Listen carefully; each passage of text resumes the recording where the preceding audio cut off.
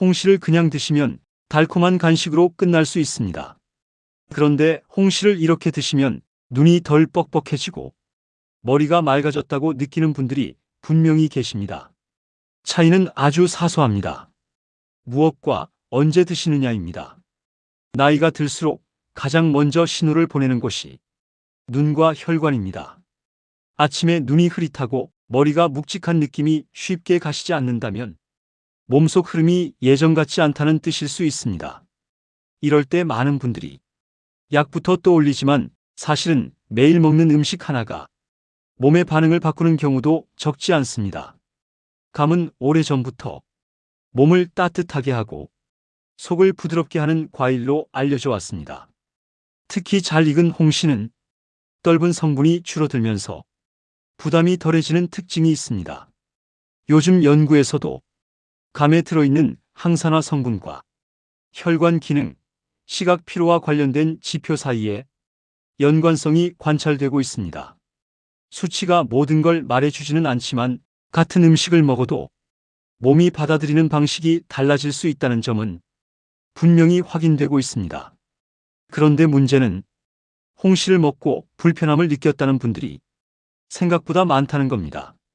속이 더부룩해졌다거나 변비가 심해졌다거나 달아서 괜히 불안해졌다는 이야기 말이죠. 이 때문에 나이 들면 과일은 줄이는 게 맞다라고 단정해버리는 분들도 계십니다. 하지만 조금만 들여다보면 홍시 자체가 문제인 경우보다 먹는 상황이 맞지 않았던 경우가 더 많습니다. 공복에 단독으로 먹거나 흡수가 너무 빠른 상태로 들어가면 혈당 반응이 먼저 튀고 눈은 잠깐 촉촉해졌다가 오히려 더 피로해졌다고 느낄 수 있습니다. 그래서 오늘은 홍시를 많이 먹자는 이야기가 아닙니다. 하루 한 개도 필요 없는 분도 있고 반 개면 충분한 분도 계십니다. 중요한 건 내일부터 바로 바꿀 수 있는 방식입니다. 예를 들면 이런 겁니다. 아침 공복은 피하고 식사를 마친 뒤 2030분쯤 지나 잘 익은 홍시를 소량 그리고 흡수를 천천히 도와주는 이 한 가지와 함께 드시는 것입니다. 이렇게만 바꿔도 눈의 피로감이나 머리가 멍한 느낌이 덜하다고 말하는 분들이 있습니다. 극적인 변화가 아니라 몸이 덜 부담스러워지는 쪽에 가깝습니다. 특히 60대 이후에는 혈관이 예전처럼 매끈하지 않습니다. 길이 조금 거칠어지면 차가 막히듯 피의 흐름도 영향을 받습니다. 이때 음식은 속도를 조절해주는 역할을 할 수도 있고 반대로 부담을 더할 수도 있습니다. 홍시는 그 갈림길에 서 있는 과일이라고 보셔도 됩니다. 이 영상에서는 홍시가 몸에서 어떤 역할을 하는지, 어떤 조합은 피해야 하는지, 그리고 당뇨가 있거나 소화가 예민한 분들은 어디까지 괜찮은지까지 차분히 정리해 드리려고 합니다. 복잡한 계산 없이 생활 속에서 바로 적용할 수 있는 기준으로 말이죠. 이곳은 실버튼 틀라디오입니다. 나이 들수록 더 헷갈리는 건강 이야기를 과장 없이, 불안 없이 실천 가능한 선택으로 풀어드리는 채널입니다. 이런 방식이 도움이 되신다면 구독과 좋아요로 앞으로의 이야기들도 함께 해주셔도 좋겠습니다. 자, 이제부터 홍시 하나를 그냥 달콤하게 먹을지 눈과 혈관을 함께 생각하며 먹을지 그 차이를 하나씩 이야기해 보겠습니다. 홍시는 견과류와 함께 먹을 때 진짜 성격이 드러납니다. 그냥 홍시만 드시면 달고 끝나는 과일이지만 호두나 아몬드 같은 견과와 같이 드시면 몸이 받아들이는 속도부터 달라집니다. 이건 느낌의 문제가 아닙니다. 영양학적으로 보면 홍시는 당분 비율이 높은 과일이고 흡수 속도가 빠른 편에 속합니다. 혈당 지수로 따지면 익을수록 수치가 올라가는 쪽에 가깝습니다. 이 상태에서 홍시를 단독으로 먹으면 혈당이 먼저 튀고 인슐린 반응이 급하게 따라붙습니다. 그런데 견과류를 같이 먹으면 이야기가 달라집니다. 지방과 단백질이 위 배출 속도를 늦춰주면서 당 흡수가 완만해집니다. 실제로 식후에 과일만 먹었을 때와 견과를 함께 먹었을 때를 비교하면 식후 혈당 상승 폭이 10% 이상 차이 나는 경우도 보고됩니다. 이 차이가 눈의 피로와 머리의 묵직함으로 그대로 이어집니다. 왜 하필 눈이 먼저 반응할까요? 눈은 모세혈관이 아주 촘촘한 기관입니다. 혈액 점도가 조금만 변해도 금방 피로 신호를 보냅니다. 아침에 눈이 뿌옇고 초점이 잘 안 맞는 느낌, 이게 단순한 노안만은 아닌 경우도 많습니다. 홍시에 들어있는 베타카로틴과 폴리페놀 계열 성분은 산화 스트레스와 관련된 지표를 낮추는 쪽으로 작용합니다. 특히 눈처럼 대사 속도가 빠른 조직에서는 이런 성분의 영향을 체감으로 먼저 느끼는 경우가 많습니다. 다만 조건이 하나 붙습니다. 흡수가 너무 빨라지지 않을 것. 그래서 조합이 중요해지는 겁니다. 상담을 하다 보면 이런 이야기를 자주 듣습니다. 홍시 먹고 변비가 더 심해졌어요. 괜히 먹고 나서 속이 불편했어요. 그런데 자세히 물어보면 공복에 드셨거나 덜 익은 감이 섞여 있었거나 물 없이 단독으로 드신 경우가 대부분입니다. 잘 익은 홍시는 떫은 탄닌이 상당 부분 분해된 상태입니다. 문제는 덜 익은 부분이나 과도한 양입니다. 탄닌은 적당하면 도움이 되지만 과하면 장 운동을 느리게 만들 수 있습니다. 그래서 홍시는 많이 먹을 과일이 아니라 정확히 먹어야 할 과일입니다. 방법은 복잡하지 않습니다. 공복은 피합니다. 식사를 마친 뒤 20분에서 30분 정도 지난 시점, 잘 익은 홍시 반 개에서 1개, 그리고 호두 기준으로 5알 안팎의 견과류, 물 1컵. 이 조합이면 당 흡수 속도가 완만해지고 장에서도 부담이 덜합니다. 60대 이후에는 혈관 내피 기능이 매년 조금씩 떨어집니다. 이때 혈액이 끈적해지면 눈, 뇌, 손끝부터 불편해집니다. 홍시는 이 흐름을 도와줄 수도 있고 방해할 수도 있는 과일입니다. 결정하는 건 과일이 아니라 먹는 방식입니다.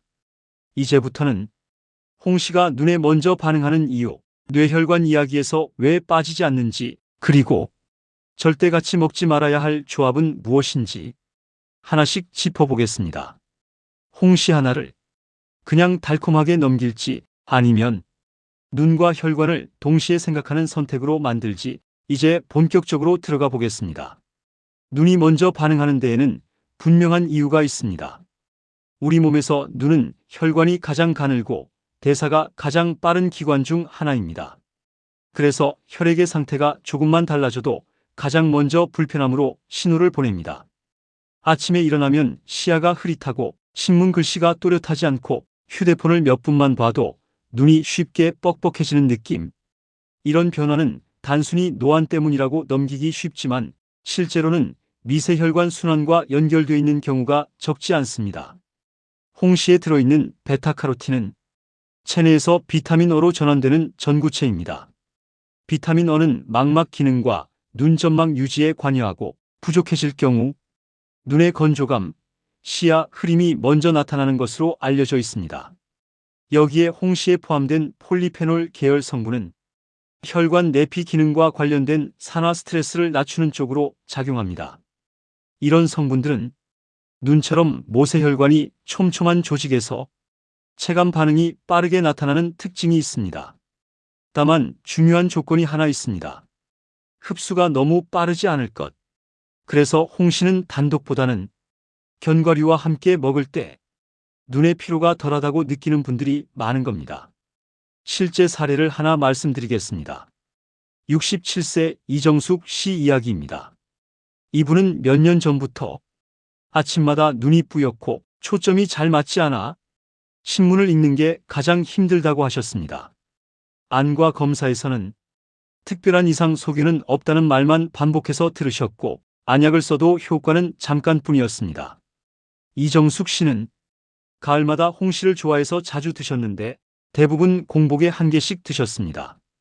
달아서 괜찮을까 늘 불안했지만 눈에 좋다는 말을 믿고 습관처럼 드신 겁니다. 섭취 방식을 조금 바꿨습니다.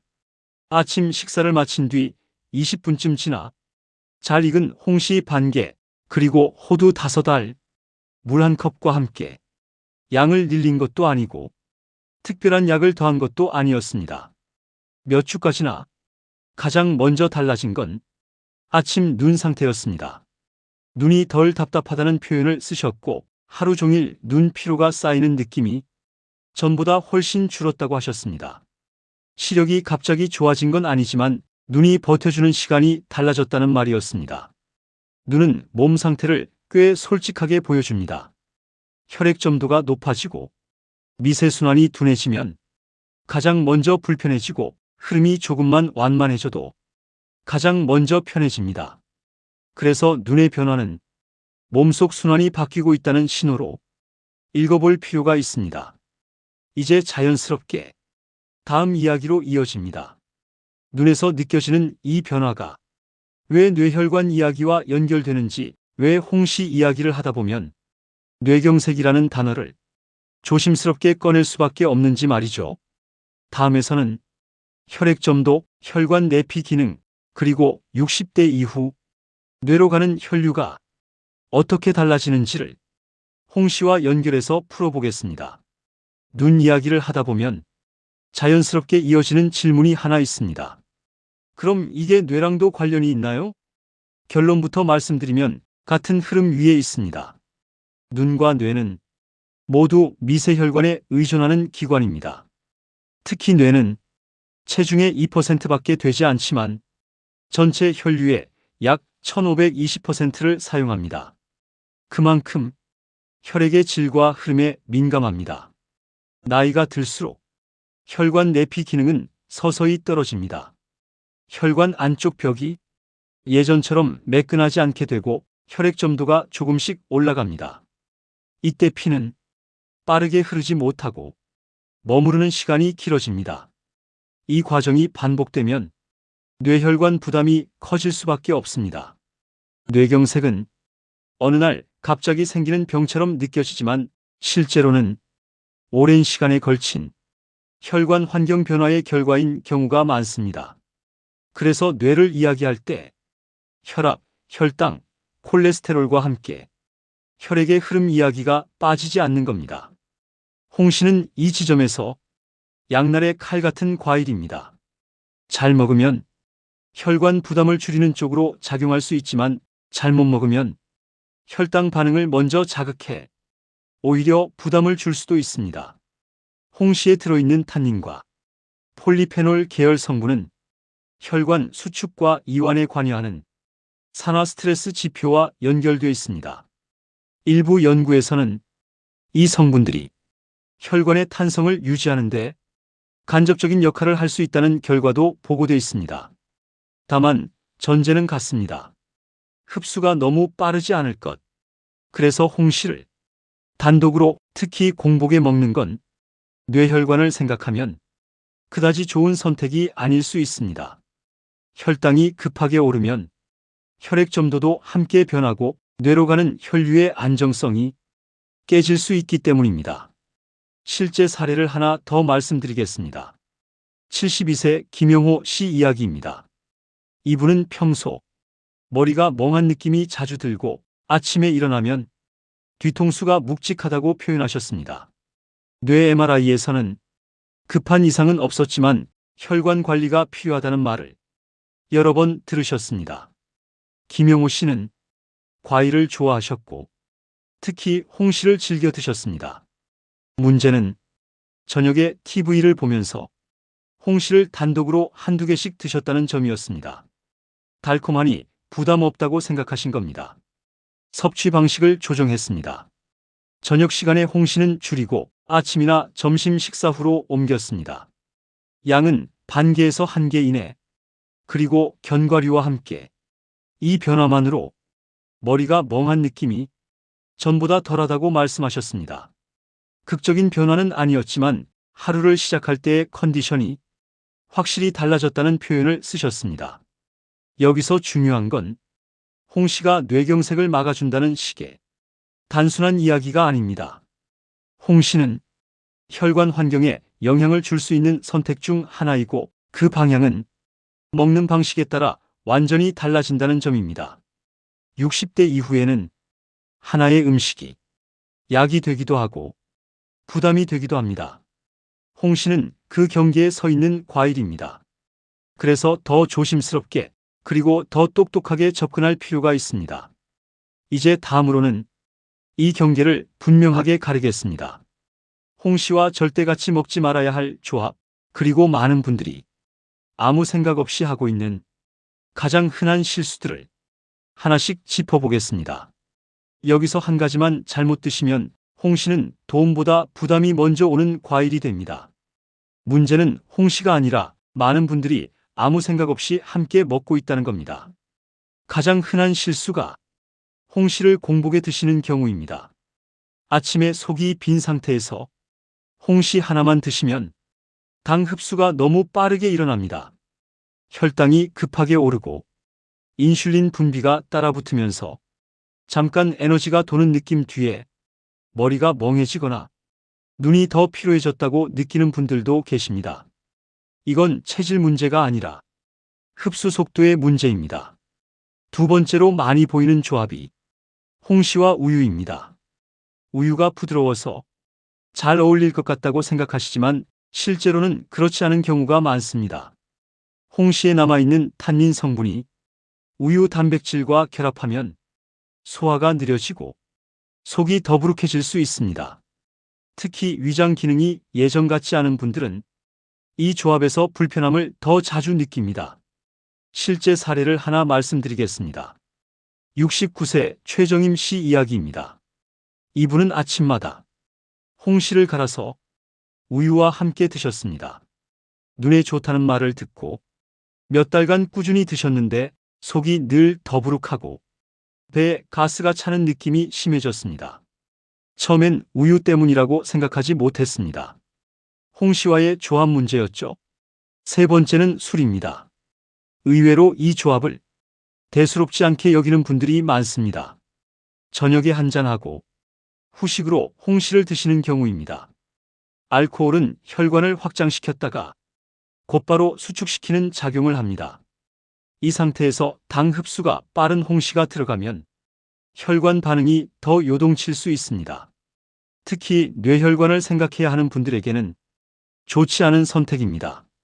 네 번째는 덜 익은 감입니다. 홍시라고 생각하고 드셨는데 안쪽에 떫은 부분이 남아있는 경우가 있습니다.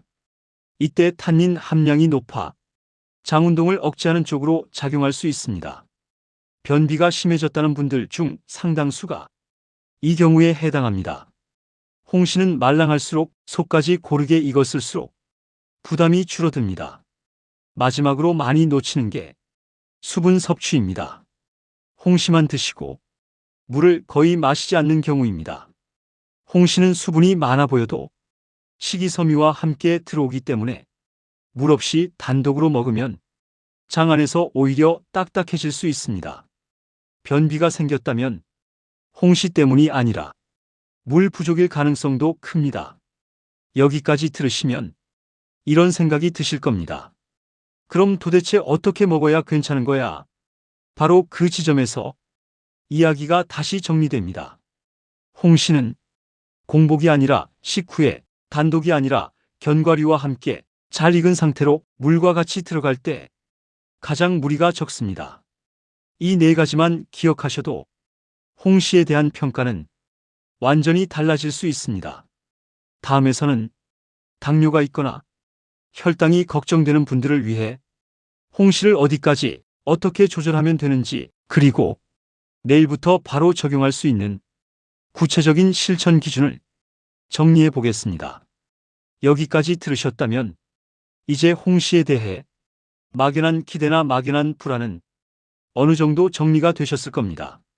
마지막으로 가장 많이 받는 질문, 당뇨 이야기부터 짚고 마무리하겠습니다. 당뇨가 있으면 홍시는 무조건 피해야 할까요? 그렇지 않습니다. 다만 조건이 분명히 붙습니다. 양, 타이밍, 조합. 이 세 가지가 어긋나면, 부담이 되고 맞아떨어지면 의외로 편안하게 넘어가는 경우도 있습니다. 홍시는 익을수록 당 함량이 올라갑니다. 그래서 공복에 단독으로 드시면 혈당이 빠르게 오를 가능성이 큽니다. 하지만 식사 후에 견과류와 함께 소량으로 드시면 혈당 곡선이 완만해지는 쪽으로 움직일 수 있습니다.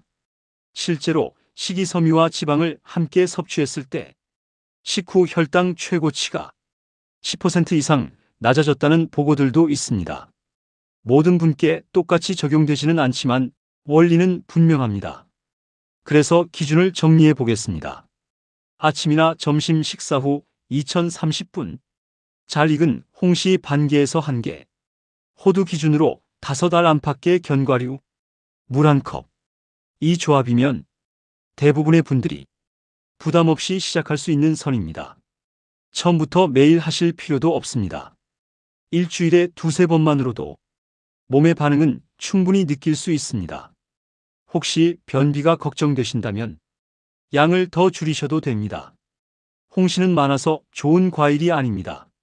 정확하게 들어갈 때 역할을 하는 과일입니다. 덜 익은 부분은 피하고 속까지 말랑한 것만 고르세요. 시장에서 살 때는 겉이 너무 단단하지 않고 손으로 눌렀을 때 천천히 들어가는 정도가 좋습니다.